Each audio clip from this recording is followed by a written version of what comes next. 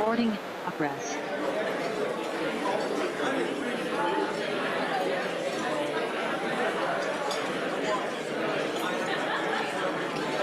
Good, you good? Okay. Tom, you good? He's good, good.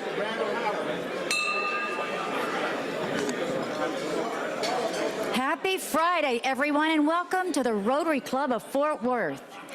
What a beautiful day we have outside.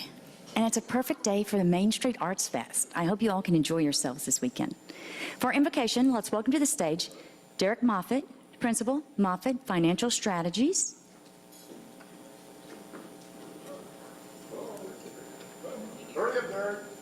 Mr. Evan? Thank you, Evan. We appreciate you for today's invocation. We'll be followed by past President Doug Briley, fractional CMO and marketing consultant, playing our national anthem. I don't have a script, so bear with me. Father, we're grateful for the opportunity to be here together this afternoon as Rotarians and friends. We're grateful for the opportunities that Thou hast given us to be better, to lift more and strengthen others. We ask Thee to help us in our endeavor to stay true to the four-way test in all that we do. And not just here in this room. We ask Thee to continue to bless us with this amazing weather, to have an incredible weekend of the Fort Worth Arts Festival and everything that comes with it. We ask for these things in Thy name, amen.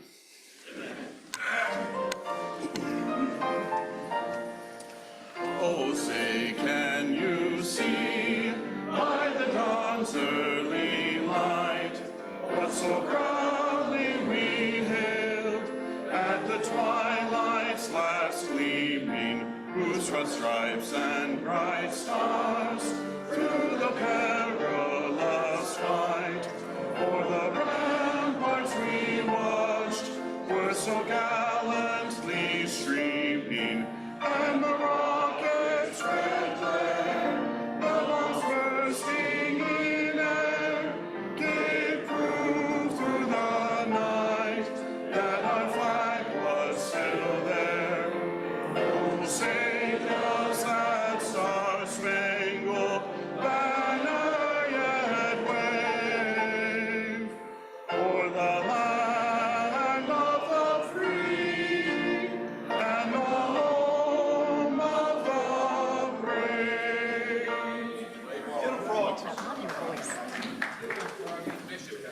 Thank you, Evan and Doug. Appreciate you. Now, joining me on stage to introduce our guests, President and CEO, Mr. Randall Howard of R.D. Howard Construction.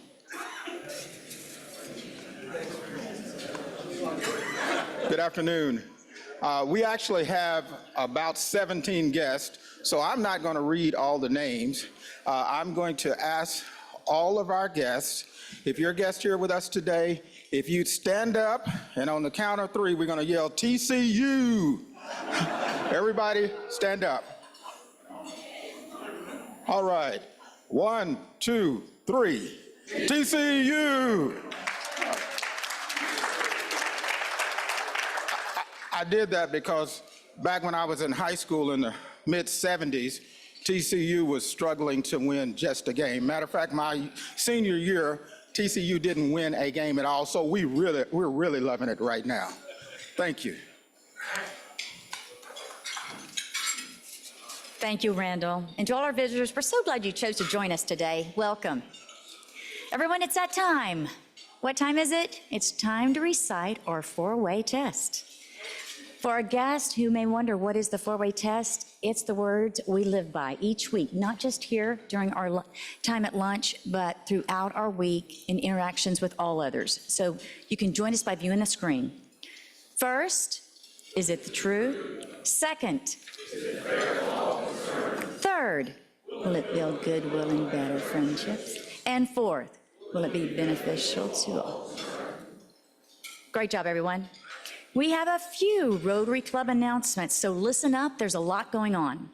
First up, we have our President-elect Ann Sheets, retired CEO Campfire First, with information regarding our District 5790 Assembly, who will be followed by Jim Parr, Managing Partner, JWP Partners, with a Community Outreach Committee update. Thank you, President Rebecca. I hope you've seen the flyer on your table. If you are on the board, about to be on the board, would like to be on the board, or a committee chairman, or would like to be, I strongly recommend that you consider attending the District 5790 District Assembly, which is on Saturday, April 26th. Just let Aurora know, and she will get you registered. Thank you very much.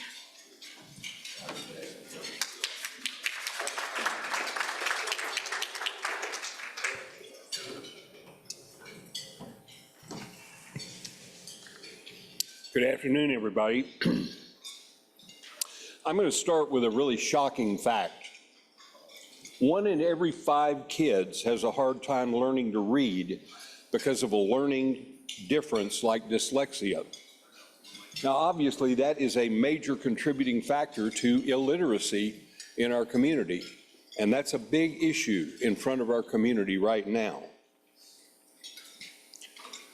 These major players that you see on the screen are joining together in a new effort to confront dyslexia, and I think you'll be proud to know that they have asked our club to play an important role in that fight. This slide details the involvement that Rotary will have by providing family advocate volunteers. You'll be hearing a lot more about becoming an advocate in the coming weeks, and we hope you'll seriously consider that opportunity. But my job today is to zero in on the very first step that you see there. We have an incredible opportunity as club members to learn a lot more about dyslexia. In fact, the Key School and Training Center has arranged an interactive workshop just for our club at their beautiful facility. Listen to this. The participants will get to personally experience dyslexia through the eyes of someone who has that issue. What an incredible opportunity. The workshop will be held on Tuesday afternoon, May the 6th. There are 2 ways to register. One is through the Key School website. You see that up on the slide. The other way to register is using this QR code. I hope that a lot of you will jump at this chance to register and attend this incredible workshop. Remember, May 6th is your opportunity to actually experience dyslexia in the most personal way possible.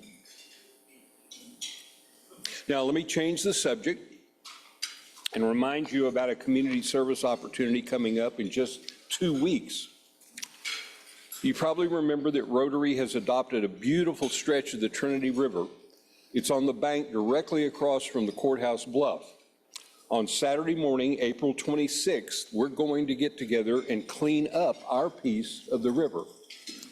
You can just park in the Panther Island lot west of Henderson, then walk across the beautiful TCC campus by the river down to the Major Ripley Arnold statue, and that's where we're going to meet up as a club at 8 a.m.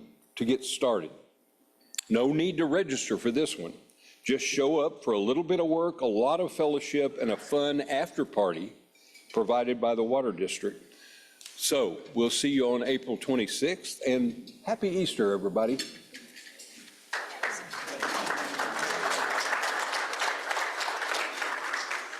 Thank you, Ann and Jim. Next, we have an international committee update. Please welcome Crystal Galvan, CEO and Managing Partner with the Galvan Strategy Group.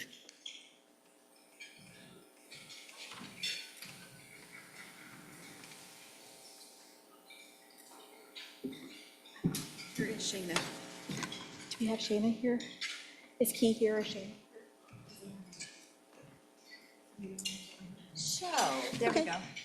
Oh. Yes. So I am happy to announce that we have reached our goal with the bicycle endeavor. So thank you so much to everyone who contributed. So we appreciate you for putting a smile on these kids' faces. Thank you. Thank you, Crystal and Randall. It takes a village, everyone. We know everyone's busy and things come up and our schedules change. Thank you for stepping up. Now, we have 2 Rotary Grant Awards today. Please welcome Elliot Goldman, founder, GL2 Partners, to the stage.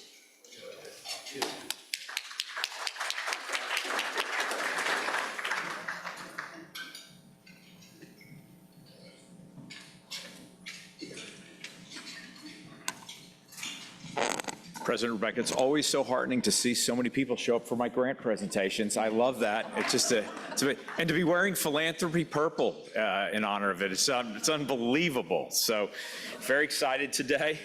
We've got 2 grants. The first one is the Fort Worth Opera for general operational support, and Angela Turner Wilson is here to accept the check for the opera. Can we take a picture now? Oh, great, perfect. All right. Changes each week. We'll roll with it. All right, $5,000. This one's awesome. So Bill Arnold is here from Blue Diamond Recreation. Got a $5,000 grant to buy camping equipment to support their veterans program. So we're super excited that he was able to squeeze out and come see us and grab a check. So thrilled to have you guys. Thank you.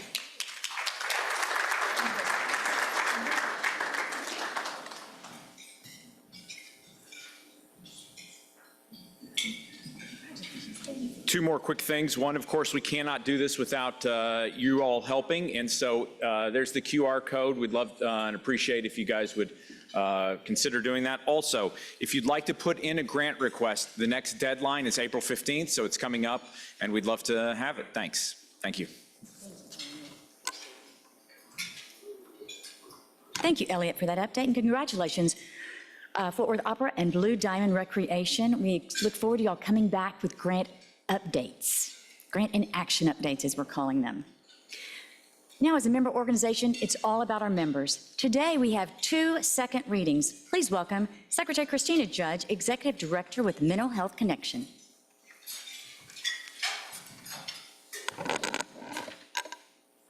We have 2 second readings today. The proposed members are Ryan Scherer, President and Tax Director of the FCA Group. Classification is Finance. Proposer is Derek Moffitt.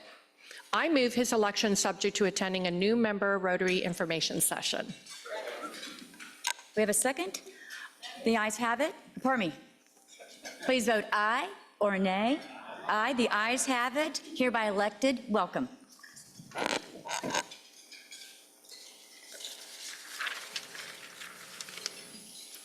Our second person is Andrew Willard, Executive Director of the Cobb Martinez Woodward PLLC. Classification is Law. Proposer, past President Mark Nurden. I move his election subject to attending a new member Rotary information session. We have a motion. We have a second. All in favor, say aye. Any opposed? The ayes have it, and they're hereby elected. Welcome.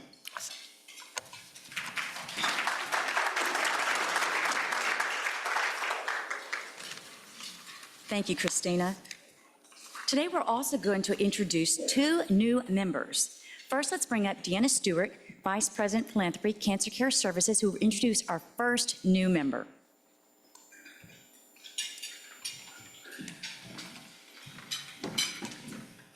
Thank you, President Rebecca. I have the pleasure to step in for David Campbell as the new member proposer for Gina Scholl. And I and Gina connected very quickly, and so I'm honored to introduce her to our fellow Rotary members. Gina is a woman whose heart for God and people have guided every step of her journey. Originally from California, Gina began her career in the beauty industry at Jonathan Salon in Beverly Hills, where she was surrounded by gifted artists and introduced to the fast-paced world of beauty and entertainment, including the reality TV show Blowout, which featured the salon. She was mentored by celebrity extension specialist Kiara Bailey, and together they worked on photo shoots, fashion shows, television appearances, and taught extension seminars. Super exciting. In 2008, Gina and her husband Aaron moved to Texas for his job, where she rebuilt her clientele and stepped into salon ownership, serving the Dallas-Fort Worth community from 2012 to 2024.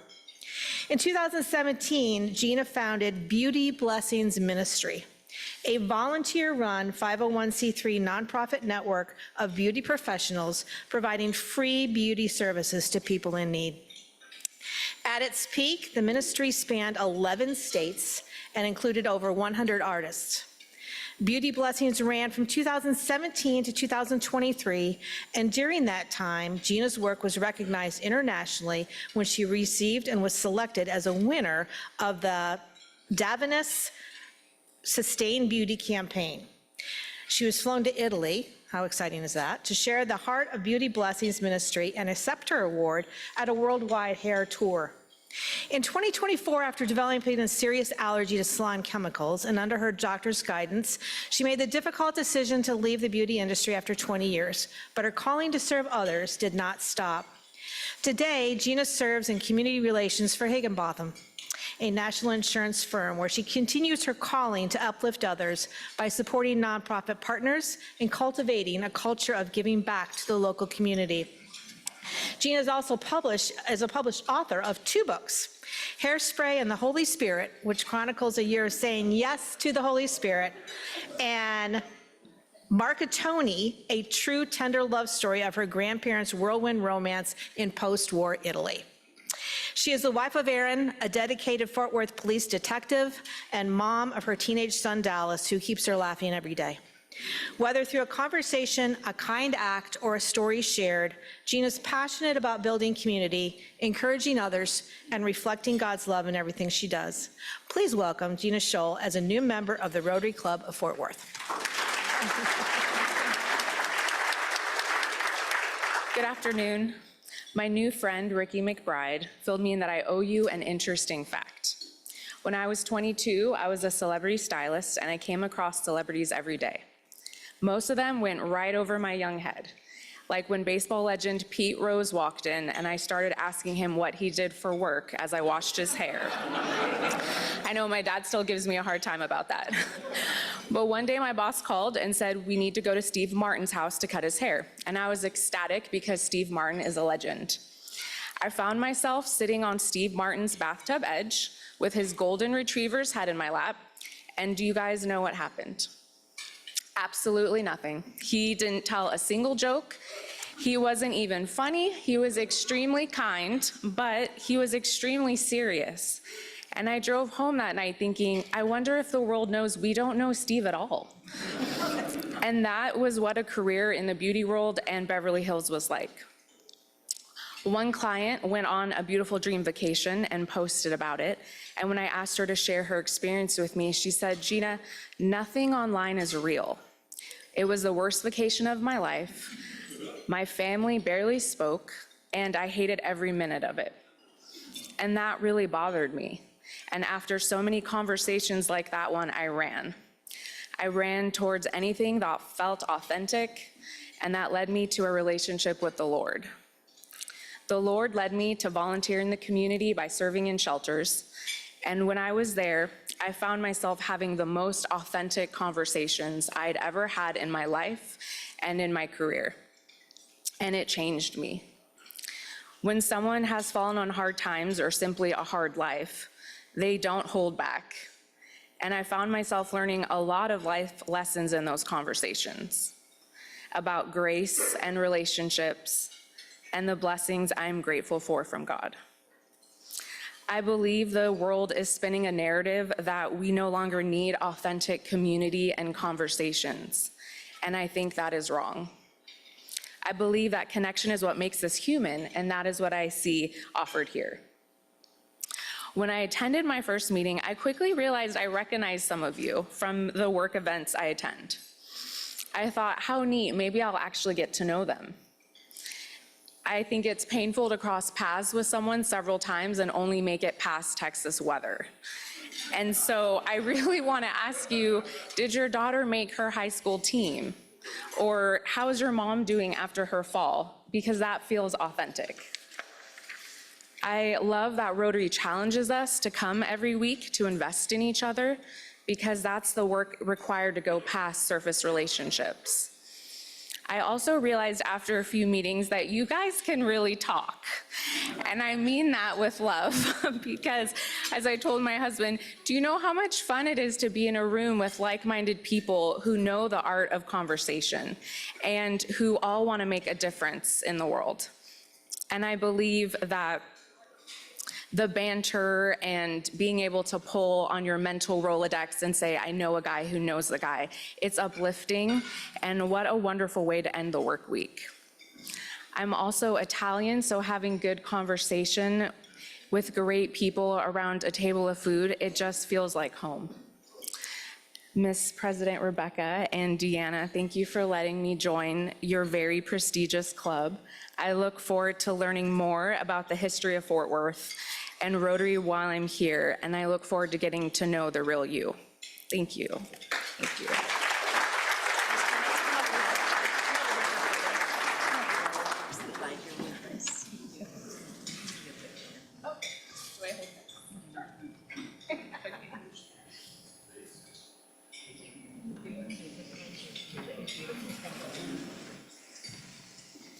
Welcome, Gina, to your Rotary family, and thank you, Deanna, for that introduction. Our second new member is one of my own proposee. John Nichols, please join me on stage.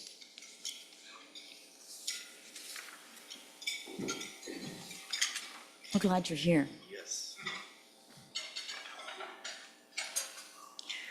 Everyone, this is John. How many of you have already met John and said hello? Wonderful, fantastic, you're already making the rounds. John is an AI expert and strategist who is passionate about helping government, state, local, and education leaders navigate innovation. His background spans technology, strategy, and community building, rooted here in Fort Worth. He also serves on the board of directors for the Keller ISD Education Foundation, supporting education and future-ready initiatives in his community. And with the focus we have on education, on literacy, this is very timely, and thank you. We hope you can help it, support us there. He is also a United States Marine. Thank you for your service. Now, we're going to let you tell us a little about yourself, but I also heard that you've got some really cute sons. I do. That you might, great, awesome. Thank you so much, President Rebecca. To the Rotarians, first and foremost, I just want to say thank you so much for this opportunity. It's wonderful to be in such a room full of leaders and being able to share something that we're incredibly passionate about is making an impact here in Fort Worth. As President Rebecca mentioned, I do artificial intelligence for the government and public sector. And what I get to do is really drive innovation for not only our state leaders, for people in the White House, but more importantly for people here in the city. Everything from those who are going day to day about their time throughout the city to even students and educators and leaders in education and driving artificial intelligence through. We have a saying in artificial intelligence, and this is going to be kind of a learning thing here for you guys, is that we have something called federated learning. And for those who don't know what federated learning is where machine learning models get to actually learn about each other while sticking to stringent privacy and really learning about each other and getting from point A to point B. And that's what I see here in Rotary, is a lot of individuals coming from different aspects of their life, from different parts in their career, coming in and sharing ideas and really getting and pushing Rotary to where they want to be and making an impact here in the city of Fort Worth. I was also told to give a fun fact. Fun fact about myself is English is actually my second language. Spanish is my first. And so if you want to learn about artificial intelligence, I can do it both in English and Spanish. So thank you so much. It's an honor. I'm very grateful to those who I've met, and I can't wait to meet those that I haven't. Thank you so much.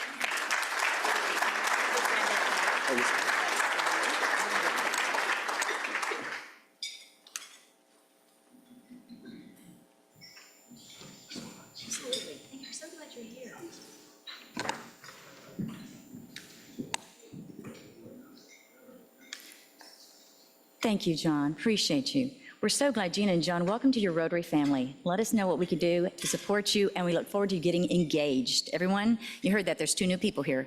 Committee chairs, you know what to do. Now we also have a Blue Badger today. Miss Laura Pritchett, please come to the stage, and let's trade out that red badge for a blue badge.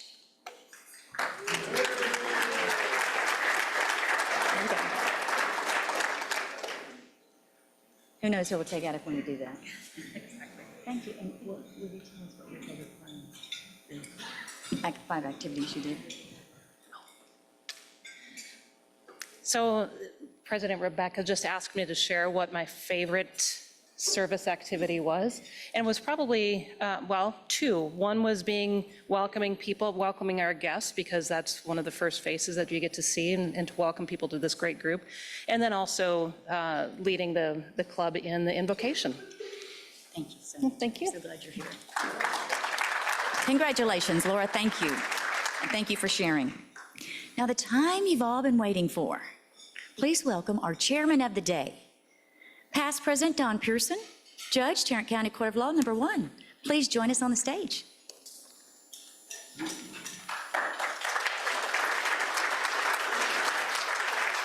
Thank you, President Rebecca.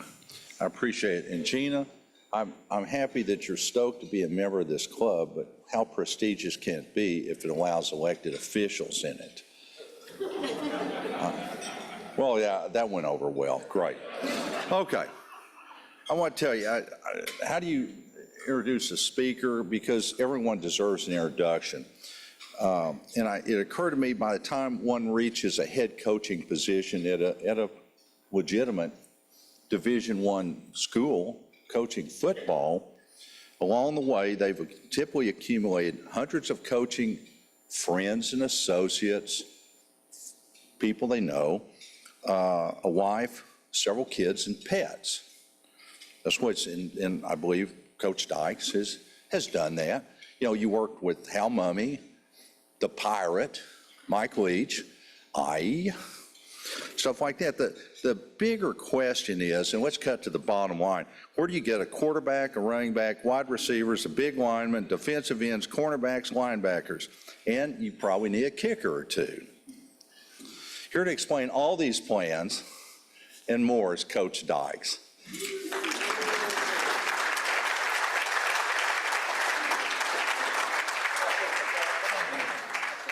Yeah, I appreciate it. Thank you. Thank you. If bear with me a little bit, I'm dealing with some of the spring allergies that I think everybody is unfortunately probably feeling a little bit. We've got some big trees in our house, and they're covered in pollen every day, and so it's been an adventure for me trying to get through this. But number one, just I want to say thank you for what you do. You know, I was talking to Don a little bit earlier about this. It's an interesting time in service clubs, and it's incredibly important, you know, to our community to continue, continue having clubs, continue growing the membership, continuing to engage the community.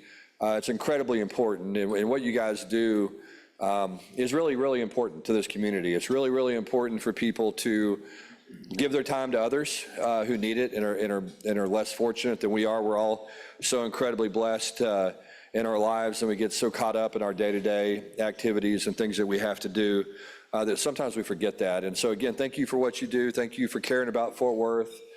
Thank you for getting involved with others. And there's so many different people in this community that need our help. There really are. And that's one of the great things that I've really enjoyed most about being in Fort Worth is this is a community that cares about every citizen that lives here. I mean, it really does. It's different. It's a truly special place. It's a big city with a small town attitude and an attitude of service. So again, thank you for what you do. It is special. It is unique. It is different. And so continue to encourage others to get involved and try to do more, because my wife and I, we challenge ourselves every day to try to do the same thing. So again, thank you for the opportunity to come and talk. I mean, I'm going to talk to you a little bit about what's going on at TCU football, a little bit about what's going on in college football, which within itself right now could be a 2-hour conversation easily, and then a little bit about our team and kind of what's happening and try to give you a little look inside our program. And then if there's time for questions at the end, I'll be more than happy to answer any question. And it's a small enough group, you can ask anything you want to ask. So appreciate, again, you guys being here, and hopefully this will be worthwhile. So a little bit about what's going on kind of right now in TCU football. We are 9 practices into spring football. We have our 10th, we're 10 practices in. We have our 11th practice tomorrow. It's a practice that's open to the public. So if any of you guys are curious about what our football team looks like, we'll practice at Amon Carter Stadium tomorrow at 11 o'clock. And again, it's open and anybody's welcome to attend. Spring football is always an interesting time of the year. We've got 30 new players, actually 31 new players that are with us, 20 high school graduates that graduated early, between high school players and junior college players. And then we've got some kids that came in the transfer portal. And so we've got a big group of newcomers that are with us and practicing with us for the first time. So we're trying to get to know those kids. We're also trying to build our team with the returning players as well. So, spring it's a very, very interesting time. It's a really important time for a football team to come together. And as I said, part of that process is really getting to know each other and spending time with each other, trying to encourage our players to step outside their comfort zone and truly get to know each other. And so one of the things that we try to do quite a bit is divide our guys into groups, players that normally wouldn't hang together, try to get those guys to dinners, to volunteer events, to baseball games, or to women's basketball games, or men's basketball games, or track and field events, or whatever's going on in the spring, just to try to get them to get to know each other in a way that's outside of football and build that relationship and that team.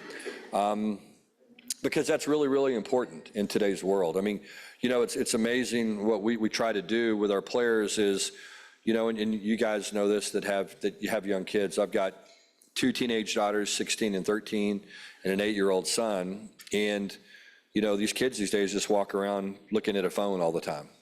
And so to encourage them to put their phones down, to engage with each other, to get to know each other, to spend time together is really, I think, a very important part of building a team. And so a lot of times we'll have events that we ask our players to come to, or a lunch, for example. It's a no-phone lunch. And we just get our players together, they eat lunch together, no phones allowed. And you wouldn't believe the impact that has on those guys and the conversations that occur as a result of them just unplugging from social media or the internet, whatever the case may be, for just a 45-minute to an hour lunch. It's really, really amazing what a difference that can make for those kids. So we try to do the same thing with my family. We do no phone dinners all the time. And it's just important for us to spend time together and talk. So that's kind of what's going on. So we've got an experienced team coming back. Spring football, as I said, is an interesting time because right now our players, to kind of give you an idea of what they've gone through to get to spring football, we started school, I believe, January 16th, 17th. So our players reported then. We started off-season workouts, okay? So off-season workouts sounds pretty simple and pretty straightforward. Our guys get to the field house, to the locker room, to our facility at about 5:15 a.m. in the morning, okay? So right now we have 105 players that normally report about 5:15 a.m., okay? So first thing we do is normally feed them breakfast, and then we begin meeting with them. A lot of guys go from breakfast to treatment to special teams, so to a team meeting, a special teams meeting, and then position meetings, then weights, then typically on-field activities. And so normally we have those guys from about 5:15 to 11 pretty much every day. Okay, at 11 o'clock, typically they'll come in and have lunch, and then they begin their day going to class, everything after 11 or noon. Okay, that's the off season. Okay, that's what these guys do in the off season. It's interesting, I hear people talk all the time and ask me all the time, what's different about young people in today's world as opposed to the world before? I have a unique perspective. I've been doing this 30 years. The kids are completely different now than they were. The kids now work harder, okay? They are more engaged. They care more. They're more invested in their teammates than they ever have been in the past. And so all of these things that you hear about young people in today's world, I've found to be completely untrue. And I think we're fortunate at TCU with the kind of kids that we have. It's not by accident. We say it all the time in recruiting. The most important thing we do is choose who gets to come in our building. Okay, whether it's coaches, whether it's support staff, whether it's academic folks, whether it's strength and conditioning, whether it's athletic training, whatever the case may be, we get to choose who those people are that come in the building. And it's the same thing with the players. We get to go out and we get to recruit those people. And so for us, it all begins with what kind of person are you? What are your goals? What are your objectives? What's important to you? And how can we accomplish and help you get there? And so how can we accomplish this together and help you get where you want to go? And that's really where the conversation starts for us. And so we say all the time, recruiting is like fishing. Okay, whatever bait you use, that's the kind of fish you catch. Okay? And I think with us, when someone comes on a recruiting visit, we have a young man from Pearland, Texas that's arriving this afternoon on his official visit. So it's a really big weekend for us. He's a really good player, and it's going to be important for us to secure his commitment and hopefully get him to sign in December. But what we're trying to do is create an environment where that young man knows, number one, we're going to do everything we can to develop him as a person, as a student, and as a football player. And those are going to be our three objectives, in that order. All right? So one of the things that we don't do, that a lot of other schools do, we're not going to go rent a Ferrari or a Lamborghini or all these fancy cars and park them in our stadium and walk kids around in front of those cars. That's not what we're going to do. That's got nothing to do with that young man getting an education, becoming a better version of himself, and becoming a better student. So we don't do that. Instead, we're going to show him what it's like to be a TCU football player. We're going to have him and his family sit in our meetings with our coaches. We're going to have him and his family sit in the meetings with our players. We're going to let them go to practice. We're going to let them see how our players interact with each other, how our coaches interact with those players. We're going to let them come to our home and spend time inside of our home and get to know my wife and my kids and our families, and try to show them what it's really like to be a TCU football player on a day-to-day basis. And so as a result, we catch a certain kind of fish. The fish we catch are guys that want to be great teammates. We catch guys, the fish we catch are fish that want to be, get a degree from TCU, that want to work hard, that want to be a great teammate. And as a result, we have very few issues with our players. Again, we get our guys up. They have to be in our building by 6 a.m. every morning. We will go 6 weeks and not have a single player late. Okay, that's 105 college students that we're telling that they need to be there at 6 a.m. We'll go 6-7 weeks and not have one single player late. And that's pretty remarkable. And I think it shows you their dedication to each other, their work ethic, and their importance that they place upon this experience. So as a result, we get to coach some really good players and kids that care and kids that love each other and kids that are invested in each other and kids that are incredibly unselfish. And so I talk to my peers in the business, and they bring out the cars and they go rent an airplane and walk kids on an airplane and do all these silly things. And guess what they get? They get a bunch of silliness in their program. And so that's why I'm proud to have the kind of kids that we have.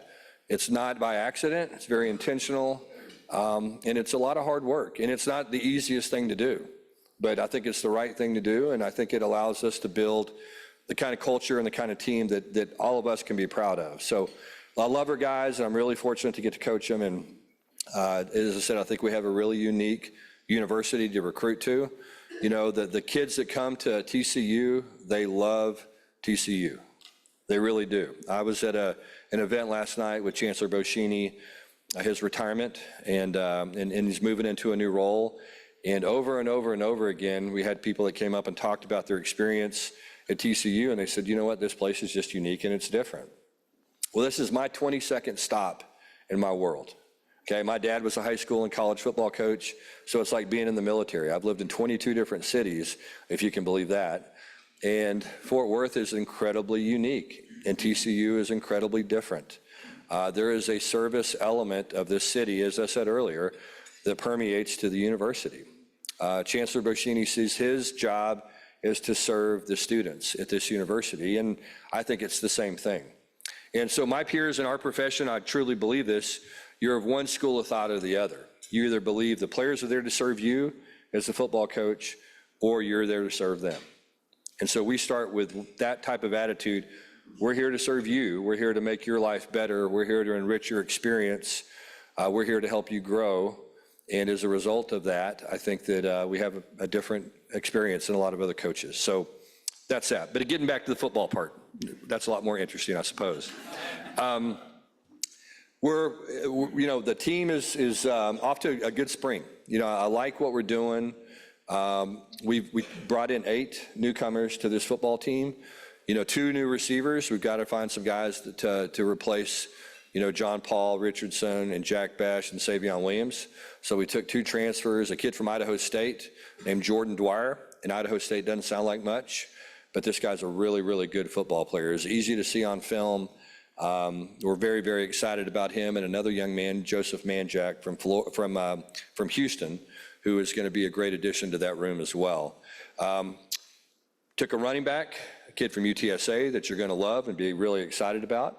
Call him KB. His last name is Kavorian Barnes is his name, and he's comes to from UTSA. Really explosive guy.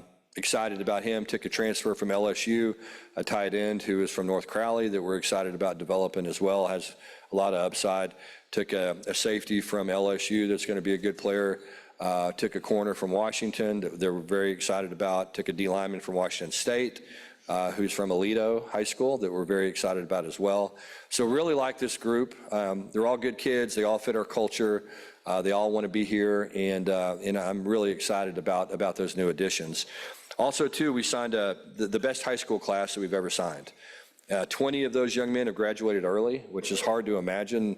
In today's college football world, they graduate. A lot of these guys graduate in December, so they can enroll at the university in the fall. So 20 of our 30 high school players graduated early and are here on campus with us right now, and they're doing incredibly well. Some guys that I'm really, really excited about, and some names you've probably heard, but the group is very solid. And the cool thing about the way college football works now is, you think about it, we have a team full of 105 players. Just think about your own business that you're in. How many of those employees, if you had 105, what percentage of those employees are going to be unhappy, disgruntled? A pretty significant amount, right? Well, the great thing about college football now is if they're unhappy, disgruntled, don't want to be here, they don't have to be here. They can get in the transfer portal. The thing that's unique about our program is in 3 years that I've been here, we've had 3 players that have entered the transfer portal that have left this university for reasons other than playing time. You know what I mean? Most of the kids at TCU that leave go in the portal because they're a backup. They want to get a chance to play. And I think that's fine. And everybody needs to go find the best opportunity for themselves that they can find. And so we've only lost 3 players that we didn't want to lose.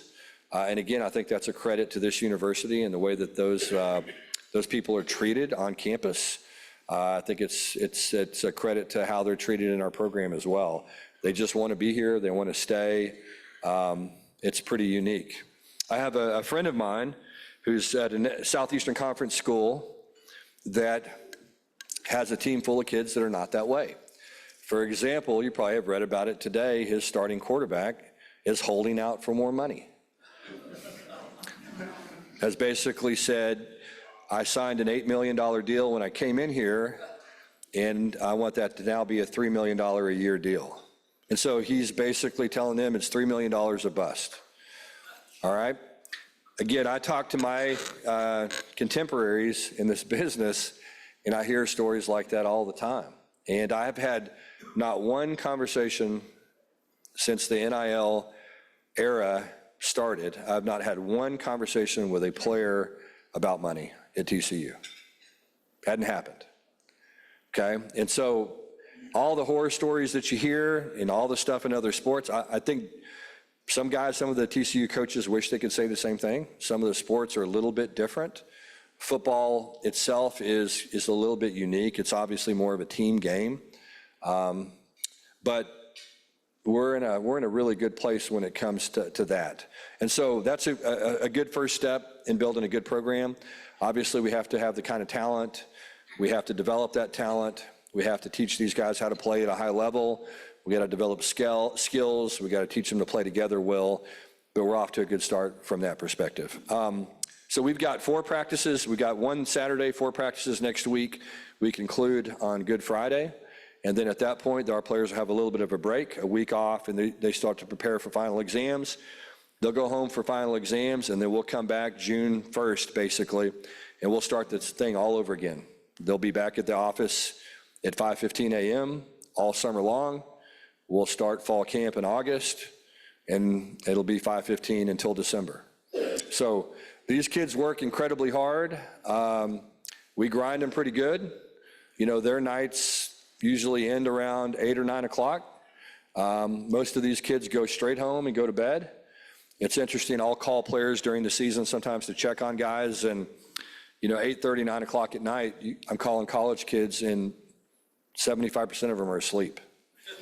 And so it just kind of shows you the work ethic that these guys have and the hours that they put in, and what they do on a day-to-day basis. So, as I said earlier, I think you can feel good about young people in today's world, because, as I said earlier, these guys work harder than any group that I've ever been around. And like I said, they're more unselfish and, and more dedicated to being a good teammate than I've ever coached before. So pretty unique from that perspective.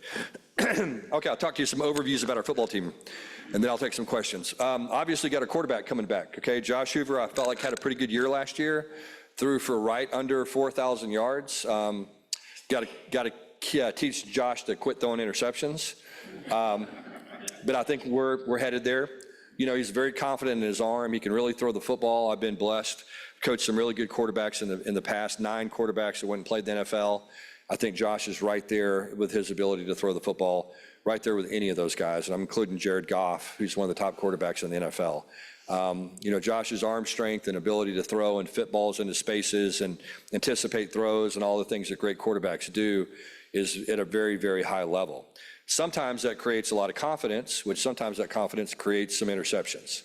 So we're working on that. But he's done a great job this spring of taking care of the ball. We've got to improve our run game offensively. We didn't run the ball well last year at all. That hurt us. That's been obviously a big point of emphasis for us, is developing our offensive line, continuing to get bigger up front.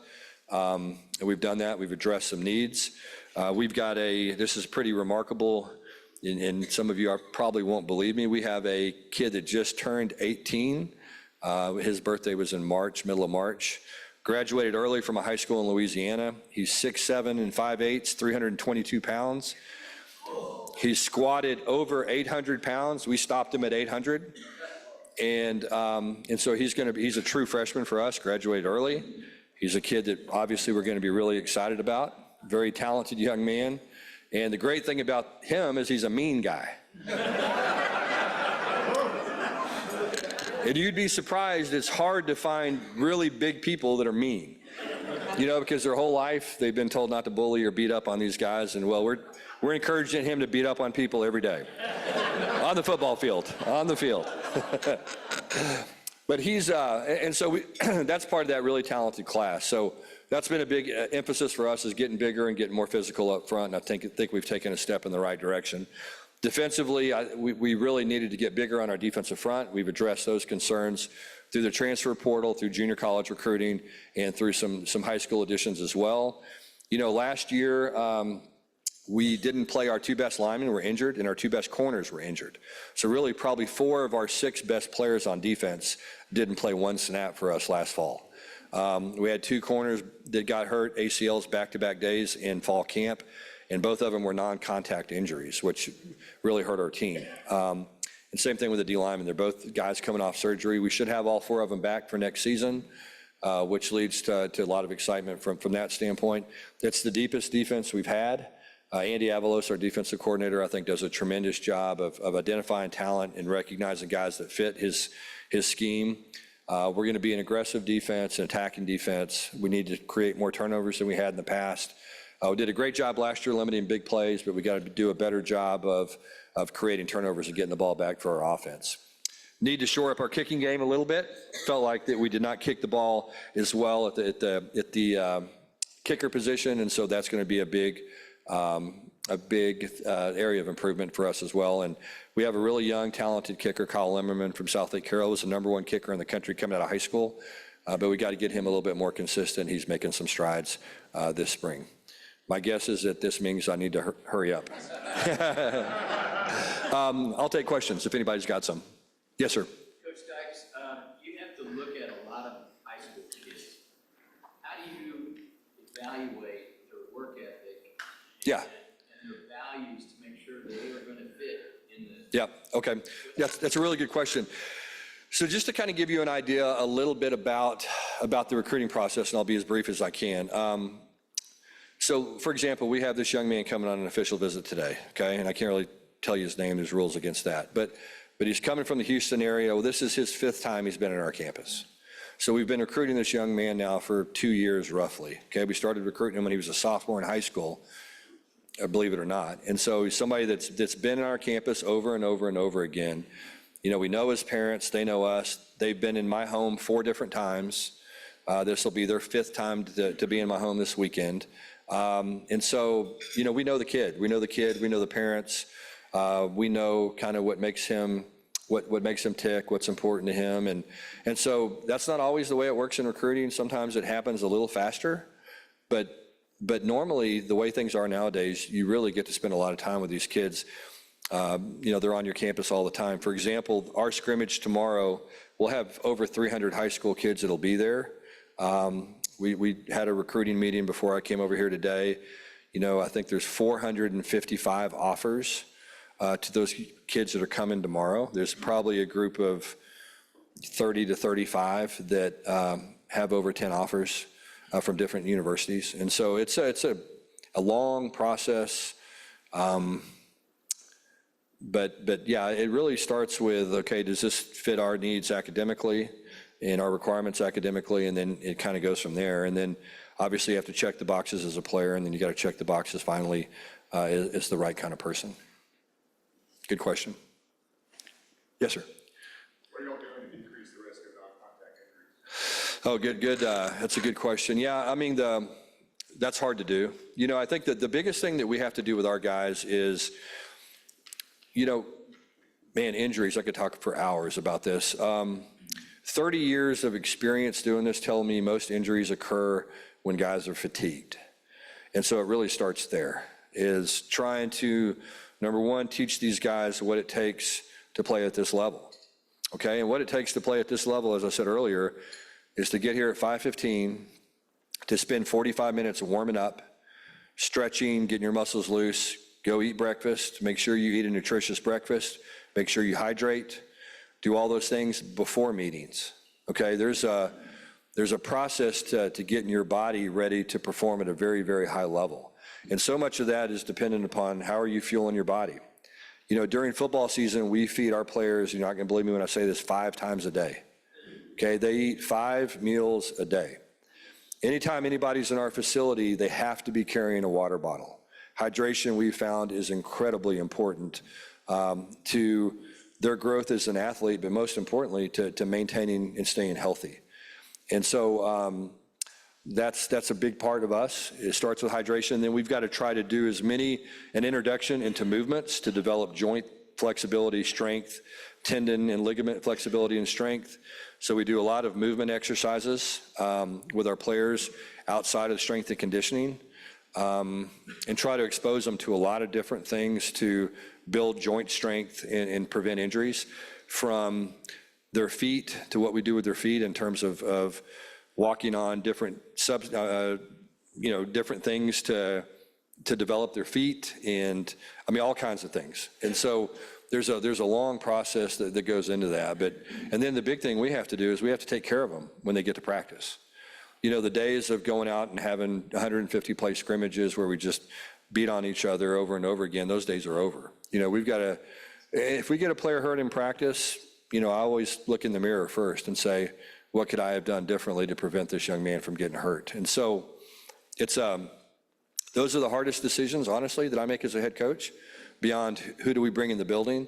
The second is pushing these guys, making sure we don't push them too hard. Because at the end of the day, you know, science tells us that recovery is every bit as important as training.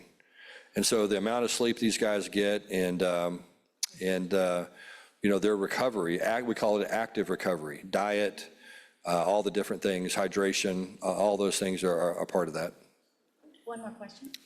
Yes, sir. Coach Dykes, it sounds like you've done a really good job of recruiting high-character guys, so the NIL issues are less of an issue at TCU, it sounds like. Right. But do you view some of these issues in the larger college football context as a long-term threat to the viability of college football? Yeah, oh man, good question. Again, we could talk for hours. I know, I don't have hours, sorry. Okay. I think I have just minutes.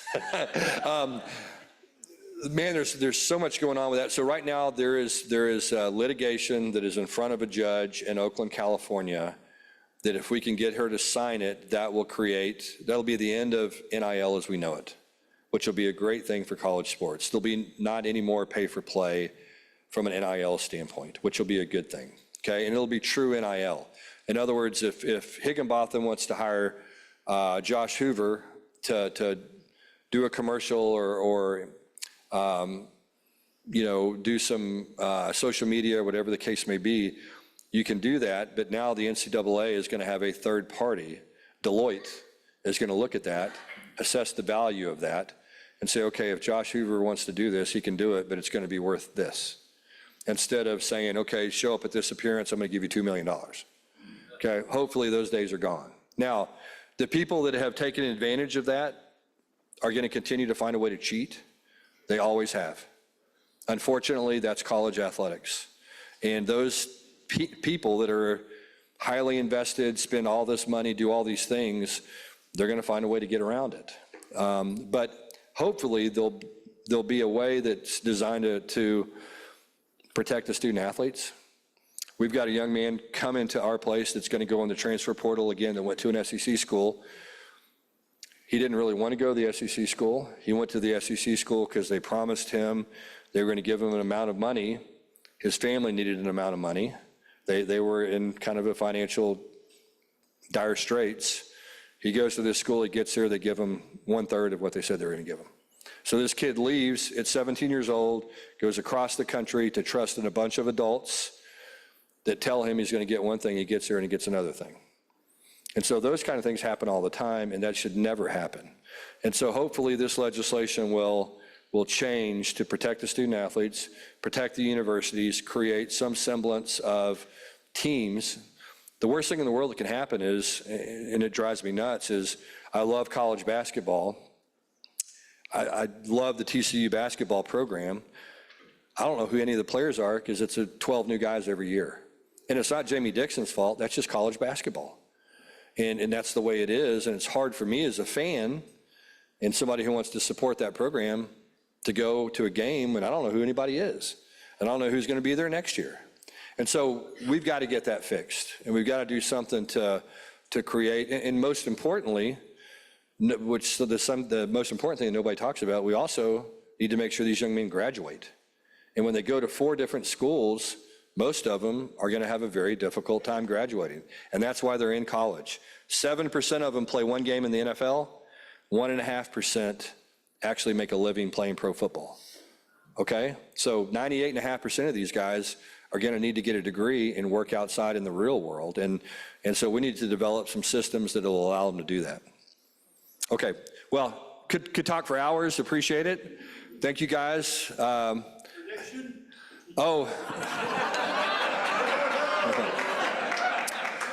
I know this, we're gonna play North Carolina on Labor Day on national television, so that's my prediction. All right, thank you guys, appreciate it, go Frogs.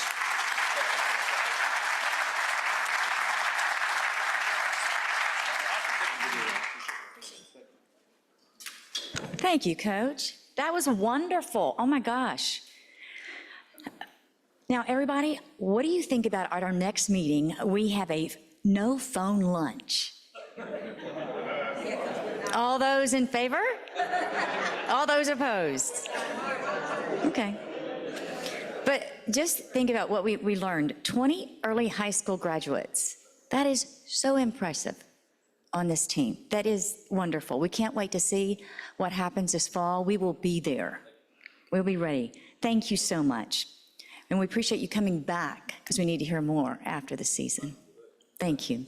All right, everyone, as we come to a close of this meeting, we have a few announcements. A lot of details are on the screen. We have our Crazy Pants Golf Tournament for 2025. Scan the QR code to register, and you can see Courtney Lewis, David Campbell, or James Emmons about sponsorships. So get ready. That's our next big program coming up. Veterans Committee meeting today, Rotary office, following this meeting in Suite 305. And our meetings, as you all know, are only possible by all of our volunteers for all their time every week. So please stand so we may recognize you. Alan Blaylock, Drew Carlton, Regina Faden, Cindy Tonjes, Garrett Hadley. I don't see anybody standing. Evans Eastman, Crystal Galvan, Ricky Brown, Ed McLinn, and our IT folks, Garrett Hadley and Tom Law. Appreciate you very much. They make these meetings possible every single week. Remember, there's no meeting next week, Good Friday, but you don't want to miss the following week. April 25th, our Richard L. Knight Rotary Minority Business Awards. Be sure to register in advance. It's always a full house and a wonderful program. And be sure to come early, 11 a.m. for the business fair. Thank you to this year's RMBA sponsors. So impressive. Thank you. That's a great job y'all have done. Everyone, have a great weekend. We are adjourned.